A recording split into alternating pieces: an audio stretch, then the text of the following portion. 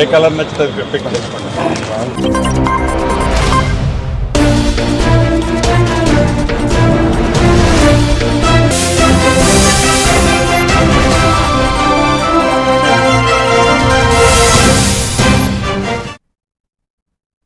Welcome to A1 TV Telugu news. నేను భువన. Details చూద్దాం. Secunderabad parade గ్రౌండ్స్లో తెలంగాణ రాష్ట్ర ఆవిర్భావ వేడుకలు అత్యంత వైభవంగా జరిగాయి. సీఎం రేవంత్ రెడ్డి జాతీయ జెండాను ఆవిష్కరించిన అనంతరం ప్రజాప్రతినిధులు ఉన్నతాధికారులతో కలిసి వందే మాతరం తెలంగాణ గీతాన్ని ఆలపించారు. ఆయన పోలీసు దళాల గౌరవ వందనం స్వీకరించారు. రాష్ట్ర గౌరవాన్ని ప్రతిబింబిస్తూ సాగిన ఈ పెరేడ్ ఆకర్షణగా నిలిచింది. అధికారం ఎవ్వరికీ శాశ్వతం కాదు. కాంగ్రెస్ ప్రభుత్వ హయాంలో రాష్ట్రంలో అనేక అభివృద్ధి కార్యక్రమాలు చేపట్టామని సీఎం రేవంత్ రెడ్డి తెలిపారు. రాష్ట్ర అవతరణ దినోత్సవ వేడుకల్లో పాల్గొన్న అనంతరం పరేడ్ గ్రౌండ్స్లో సీఎం మాట్లాడారు. తెలంగాణను గ్లోబల్ గేట్వేగా మార్చడమే లక్ష్యం అని ఆయన చెప్పారు. సమపాలనలో ప్రాధాన్యత ఇస్తూ పాలన సాగిస్తున్నాం. ఈరోజు నేను గర్వంగా చెప్పగలను, దేశంలో ఏ రాష్ట్రం అమలు చేయని సంక్షేమ పథకాలను మన తెలంగాణ రాష్ట్రంలో అమలు చేస్తున్నాం.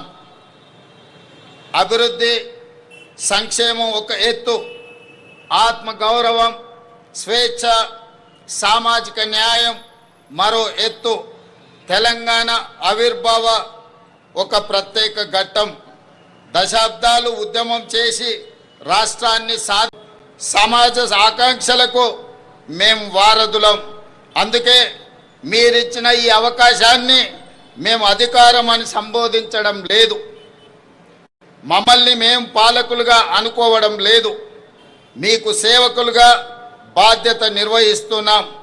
ప్రభుత్వం అంటే నలుగురు చేతుల్లో ఉండే పెత్తనం కాదు, 4 కోట్ల ప్రజల ఉమ్మడి ప్రతినిధి అని మేము భావిస్తున్నాం. బాధ్యతగా పనిచేస్తున్నాం. అందుకే ఇది కేవలం పరిపాలన చేసే ప్రభుత్వం కాదు, ప్రజాస్వామ్య ఆకాంక్షలను నెరవేర్చే ప్రజా ప్రభుత్వం అని గర్వంగా చెప్తున్నాం. పుట్టుక నీది, చావు నీది, బతుకంత దేశానిది అన్న ప్రజాకవి కాళోజీ మాటలే స్ఫూర్తిగా డిసెంబర్ 7, 2023 బాధ్యతలు స్వీకరించిన క్షణం నుండి ప్రతి క్షణం తెలంగాణ హితమే పరమార్థంగా, రాష్ట్ర అభివృద్ధి ధ్యేయంగా, పేదరిక నిర్మూలననే ప్రాధాన్యత. ప్రపంచానికే తెలంగాణను గేట్వేగా నిలబెట్టాలన్నది తన కళ అని సీఎం రేవంత్ రెడ్డి పేర్కొన్నారు. దానికి తెలంగాణ రైజింగ్ 2047 విజన్ డాక్యుమెంటే మార్గమని తెలిపారు. 2034 నాటికి $1 ట్రిలియన్, 2047 నాటికి $3 ట్రిలియన్ ఎకనామీగా నిలబెట్టాలన్నదే తమ ప్రభుత్వ సంకల్పమని స్పష్టం చేశారు. దీనికి ప్రజలు అండదండలు సహకారం కావాలని కోరారు.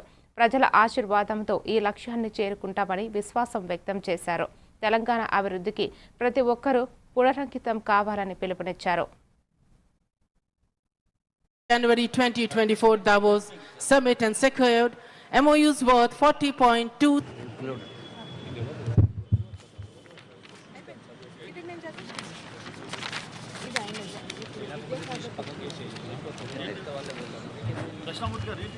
ఇప్పుడు గౌరవనీయులైన ముఖ్యమంత్రి గారి చేతుల మీదుగా మనందరికీ తెలుసు, దాదాపు 20,000కు మించిన విద్యా మహాసభలో ఎల్బీ స్టేడియంలో ఆనరబుల్ సీఎం గారు స్వయంగా చెప్పారు. వారు సొంతంగా సంతకం చేసిన ప్రశంసా పత్రాలు అందుకుంటున్న విజయ్ కుమార్ గారు, గోవర్ధన్ గారు, కౌసర్ జహాన్ గారు, వెంకటేశ్వర గారు, నిరంజన్ గారు అదృష్టవంతులు. వారికి శుభాకాంక్షలతో చెప్పదలుచుకున్నాను. మిత్రులారా, దేశంలోనే కాదు ప్రపంచానికే తెలంగాణను గేట్వేగా నిలబెట్టాలన్నది నా స్వప్నం. దానికి మార్గం తెలంగాణ రైజింగ్ 2047 విజన్ డాక్యుమెంట్. 2034 నాటికి $1 ట్రిలియన్ ఎకానమీగా, 2047 నాటికి $3 ట్రిలియన్ ఎకానమీగా తెలంగాణ ఉండాలన్నది ప్రజా ప్రభుత్వం యొక్క సంకల్పం. దీనికి ప్రజలందరూ అండదండలు కావాలి. మీ అందరి సహకారం, ఆశీర్వాదంతో ఈ లక్ష్యాన్ని చేరుకుంటామన్న విశ్వాసం నాకు సంపూర్ణంగా ఉన్నది. ఈ ఆర్థిక వృద్ధిలో ప్రతి ఒక్కరూ భాగస్వాములు కావాలి, తెలంగాణ అభివృద్ధికి పునరంకితం కావాలని కోరుకుంటూ మీ అందరికీ మరొక్కసారి తెలంగాణ రాష్ట్ర ఆవిర్భావ శుభాకాంక్షలు తెలియజేస్తూ తెలంగాణ రాష్ట్ర అవతరణ దినోత్సవం సందర్భంగా లోక్ భవన్లో గవర్నర్ శివప్రతాప్ శుక్లా జాతీయ పతాకాన్ని ఆవిష్కరించారు. అనంతరం పోలీసులు గౌరవ వందనాన్ని స్వీకరించారు. తెలంగాణ ఉద్యమంలో ప్రాణత్యాగం చేసిన అమరవీరులకు ఆయన ఘన నివాళులు అర్పించారు. ఈ సందర్భంగా రాష్ట్ర ప్రజలందరికీ గవర్నర్ శుభాకాంక్షలు తెలిపారు. ఆధునిక తెలంగాణ నిర్మాణానికి పునాదులు వేసిన ప్రతి ఒక్కరిని ఈ సందర్భంగా స్మరించుకోవాలని గవర్నర్ పిలుపునిచ్చారు.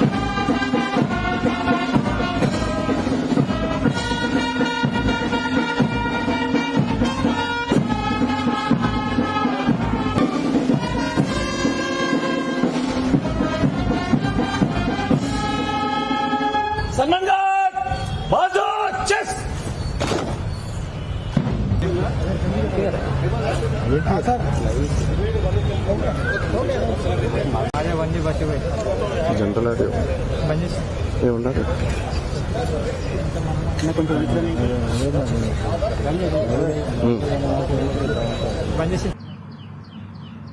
हमारे राज्य का गठन अमर शहीदों के बलिदानों और दशकों तक चले लोकतांत्रिक आंदोलनों की विजय का प्रतीक है। इस अवसर पर मैं तेलंगाना आंदोलन में अपने प्राणों की आहुति देने वाले सभी अमर वीरों और महान विभूतियों को अपनी विनम्र श्रद्धांजलि अर्पित करता हूं। తెలంగాణ శాసనసభ ఆవరణంలో జరిగిన రాష్ట్ర ఆవిర్భావ వేడుకల్లో స్పీకర్ గడ్డం ప్రసాద్ కుమార్ జాతీయ జెండాను ఆవిష్కరించారు. ఈ కార్యక్రమానికి మండలి చైర్మన్ గుత్తా సుఖేందర్ రెడ్డి, ఎమ్మెల్యేలు, ఎమ్మెల్సీలు, శాసనసభ సిబ్బంది హాజరై తెలంగాణ రాష్ట్ర అభివృద్ధి సంక్షేమానికి కృషి చేస్తున్నామని తెలిపారు.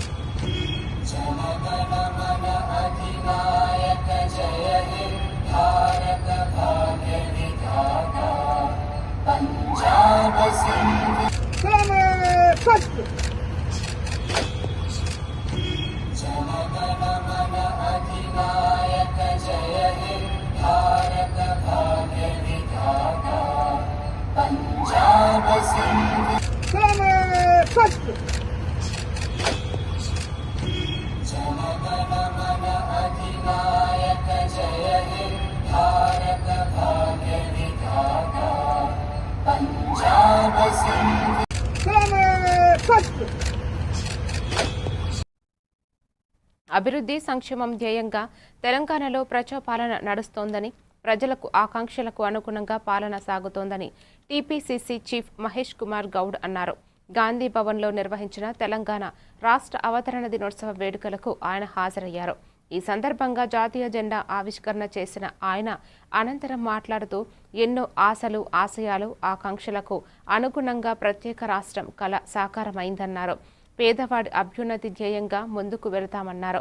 మిగిలిన 2.5 ఏళ్లు తెలంగాణ నిర్మాణానికి పాటు పడతామని పిలుపునిచ్చారు. సీఎం రేవంత్ నేతృత్వంలో ఎన్నికలకు వెళ్లి మళ్లీ అధికారంలోకి వస్తామని ధీమా వ్యక్తం చేశారు. ఎన్నికలకు ముందు 2023 డిసెంబర్కి ముందు ప్రజలకి ఏ రకమైనటువంటి హామీలు ఇచ్చామో,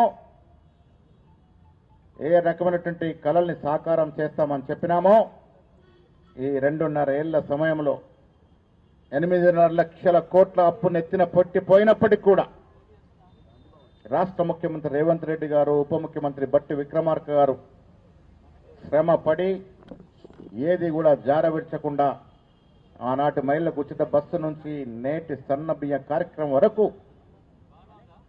ఈ రాష్ట్రంలో, ఈ దేశంలో జరిగినటువంటి సంక్షేమం ఈ రాష్ట్రంలో కాంగ్రెస్ ప్రభుత్వం అందిస్తూ ఉంది.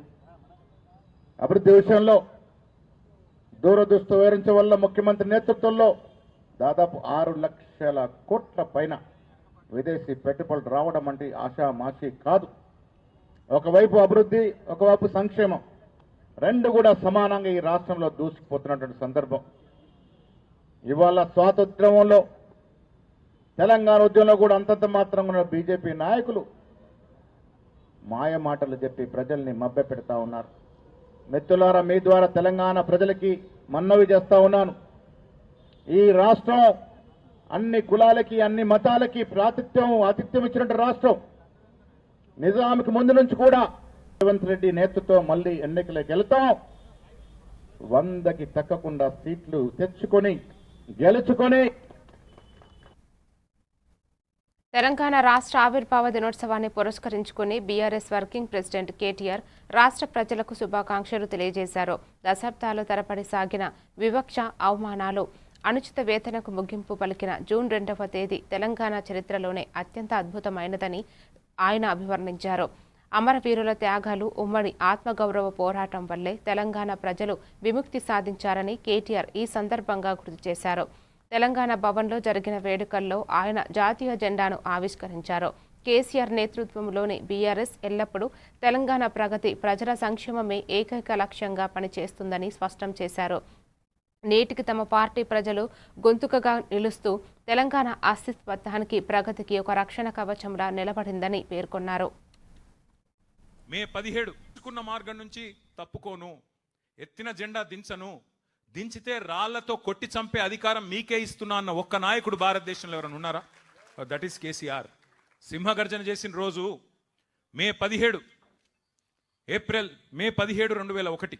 ఆ రోజు కేసీఆర్ గారు నోటెమ్మడ వచ్చిన మాట, ప్రజాస్వామ్య పద్ధతుల్లో తెలంగాణ సాధిస్తాం, కానీ నేను గనక ఒకవేళ తప్పుకుంటే ఈ ఉద్యమం నుండి నన్ను కూడా రాళ్లతో కొట్టి చంపే అధికారం తెలంగాణ ప్రజలకిస్తున్నా అనే ధీరోదాత్తుడు కేసీఆర్ గారు. అట్లాగే 14 ఏళ్ళు పోరాడి చివరికి రాష్ట్రం సిద్ధించిన తర్వాత మరి అప్పుడే పుట్టిన పసిగుడ్డు లాంటి తెలంగాణ ప్రజలు ఇంకెవ్వరిని నమ్మకుండా విఘ్నులైన ప్రజలు కాబట్టే ఆ రోజు ఉద్యమ నాయకుడే ఈ ఉజ్వల ప్రస్థానానికి వారే కరెక్ట్ అని చెప్పి వారి చేతిలోనే బాధ్యత పెట్టినారు. ఇదే రోజు సరిగ్గా 12 ఏళ్ల కిందట ఇదే రోజు కేసీఆర్ గారు ముఖ్యమంత్రిగా పదవీ బాధ్యత చేపట్టిన రోజు కూడా ఇదే రోజు అనే మాట కూడా నేను మీకు గుర్తు చేస్తా ఉన్నా. మళ్ళీ ఒక మాట కూడా నేను చెప్తా ఉన్నా, 2028 డిసెంబర్లో తిరిగి కేసీఆర్ గారు మళ్ళీ ముఖ్యమంత్రిగా ప్రమాణ స్వీకారం చేస్తారు అనే మాట కూడా ఖరాఖండిగా ఇవాళ. ఓటర్ల జాబితా ప్రత్యేక సమగ్ర సవరణపై మీడియా దృష్టి పెట్టాలని, ఓట్లు గల్లంతు కాకుండా చూసుకోవాలని తెలంగాణ డిప్యూటీ సీఎం బట్టి విక్రమార్క అన్నారు. ప్రతి ఒక్కరూ సర్ మ్యాపింగ్పై దృష్టి పెట్టాలన్నారు. తెలంగాణ అవతర వేడుకలు అనంతరం ఆయన మాట్లాడుతూ వచ్చే ఎన్నికల్లో కాంగ్రెస్ పార్టీకి ప్రత్యర్థులే లేరని వ్యాఖ్యానించారు. పనిచేసే పార్టీలకు ప్రచారం అవసరం లేదన్నారు. ఖమ్మం జిల్లాలో ప్రభుత్వ భవనాలపై సోలార్ ప్యానెళ్లు ఏర్పాటు చేయడంతో పాటు రైతుల పొలాల్లో సోలార్ ప్లాంట్లను ప్రోత్సహిస్తున్నామన్నారు. సుస్థిర ఇంధన వనరుల అభివృద్ధికి తమ ప్రభుత్వం కట్టుబడి ఉందన్నారు.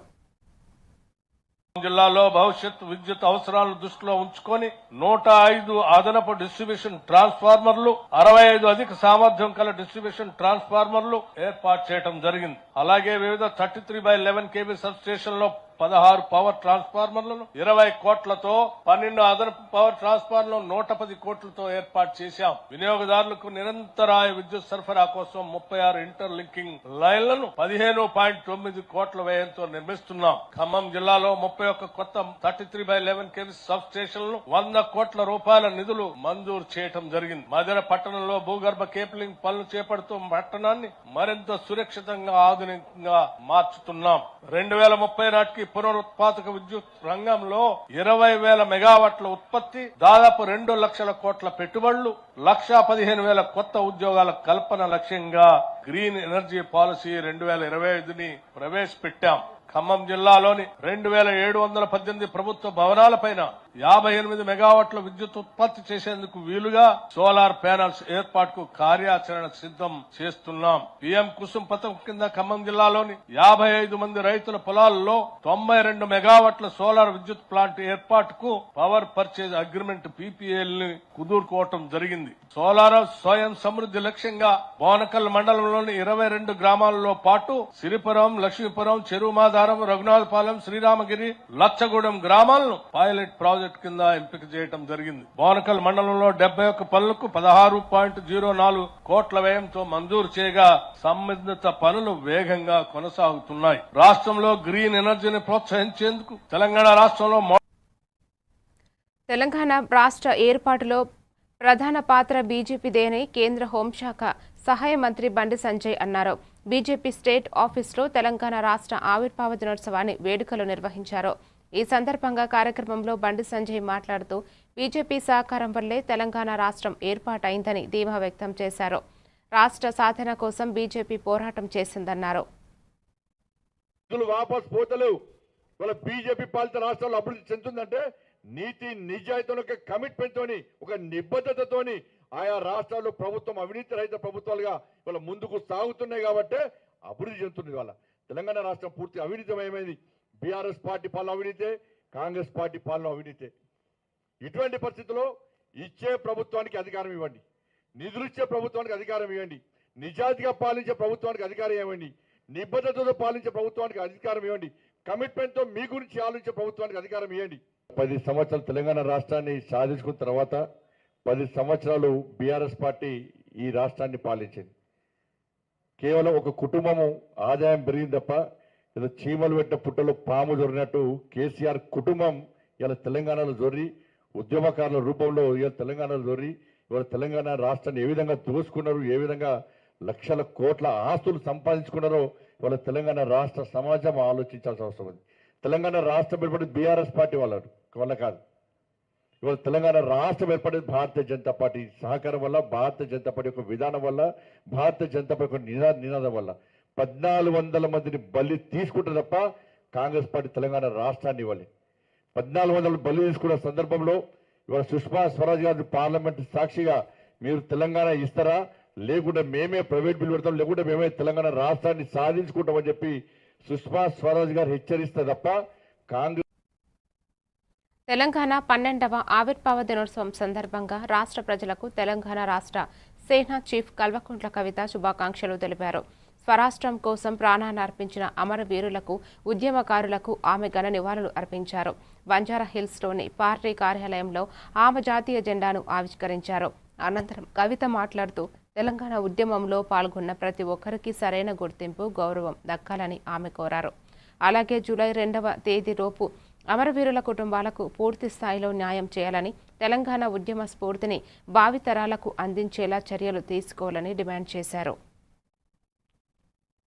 స్వతంత్ర పోరాటం లాగా రుణం తీర్చుకుంటామని తెలంగాణ రక్షణ సేన తరఫు నుంచి వారిని స్మరించుకుంటున్నాం, గుర్తు చేసుకుంటున్నాం.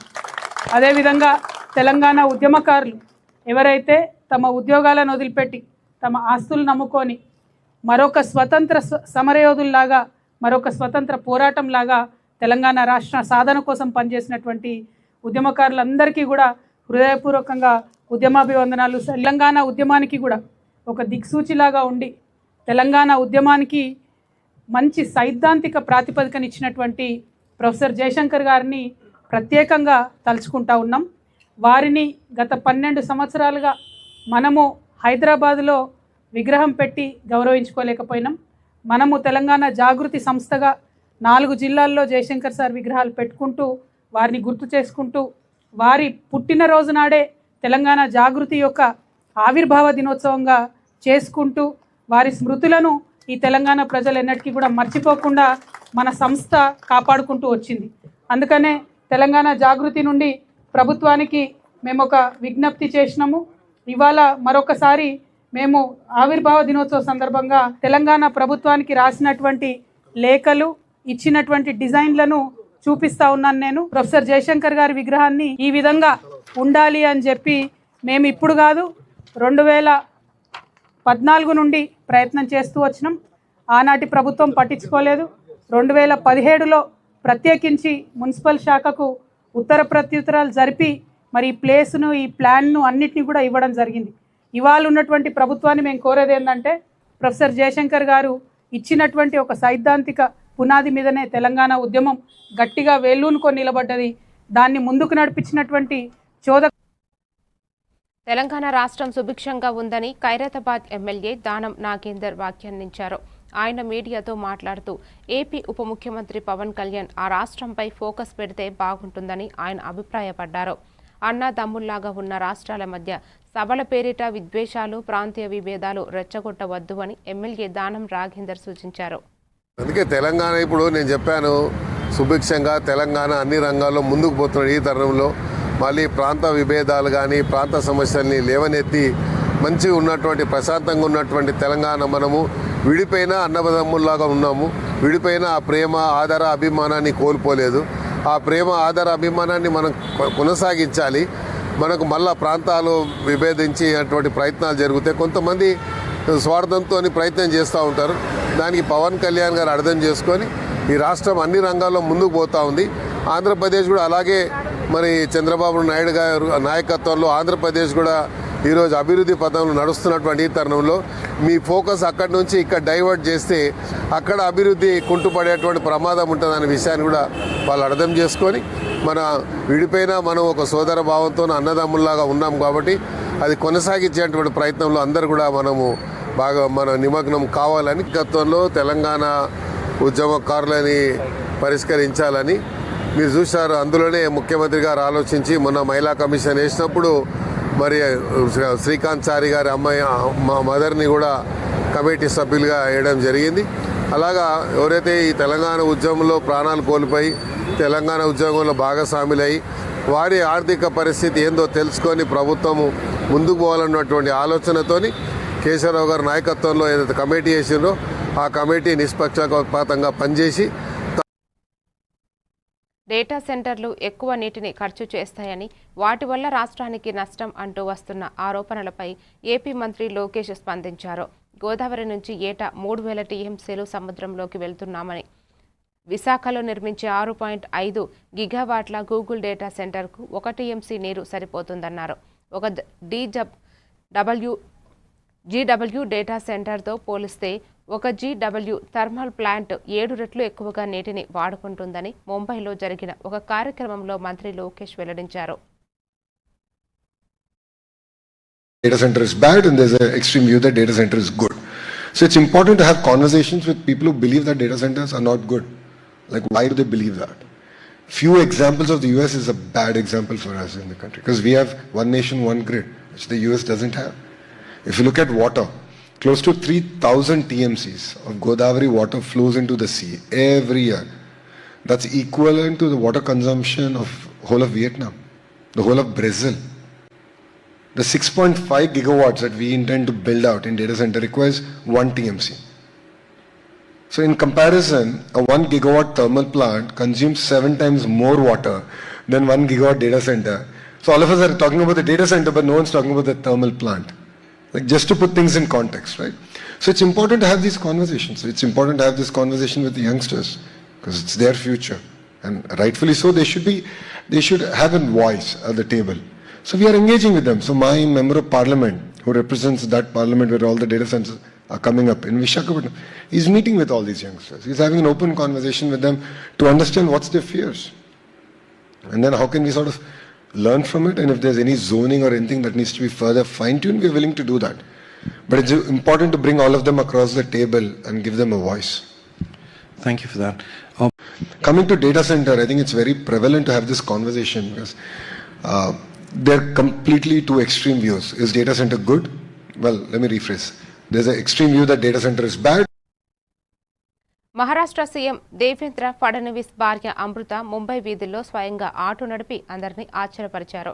ప్రపంచ పర్యావరణ దినోత్సవం సందర్భంగా నిన్న బామ్లా ఫౌండేషన్ మహిళల కోసం పింక్ ఈ రిక్షా కార్యక్రమాన్ని ప్రారంభించింది. ఈ సందర్భంగా మహిళా డ్రైవర్లలో ఉత్సాహం నింపడానికి పర్యావరణ పరిరక్షణ, మహిళా సాధికారత సందేశాన్ని ఇస్తూ ఆమె ఈ రిక్షా నడిపారు. ఈ ప్రాజెక్టు ద్వారా 1000 మంది మహిళలకు ఉపాధి దక్కనుంది.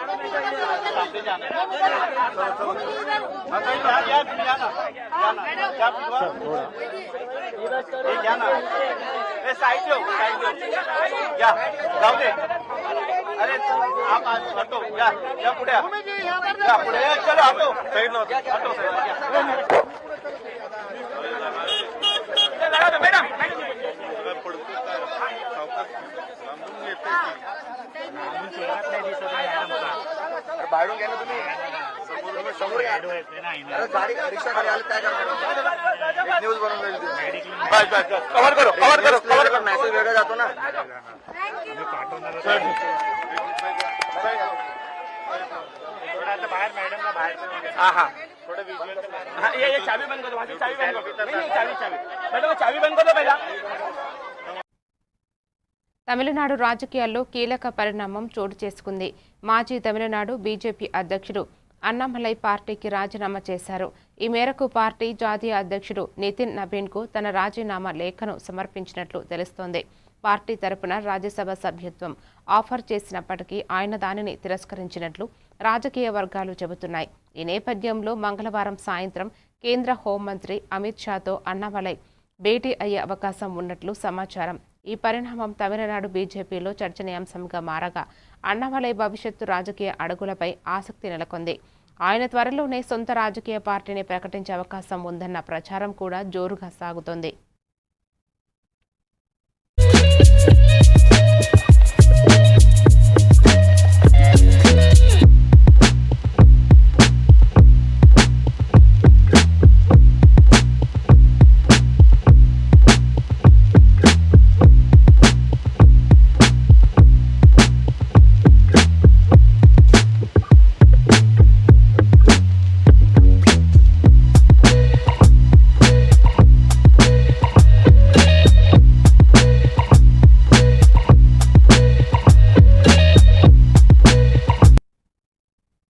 ఐపీఎల్ 2026 ఛాంపియన్షిప్గా ఆర్సీబీ నిలిచిన సంగతి తెలిసిందే.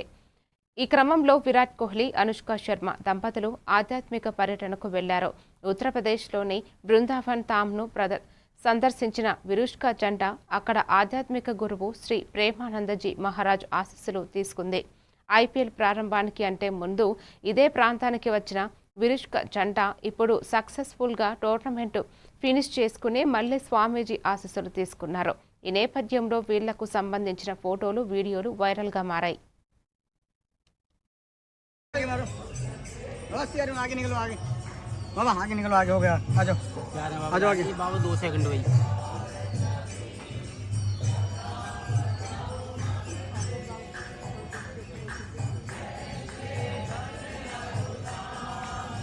आजो आजो निकल बंद कर दो भाई, बंद कर दो यार, बंद कर दो।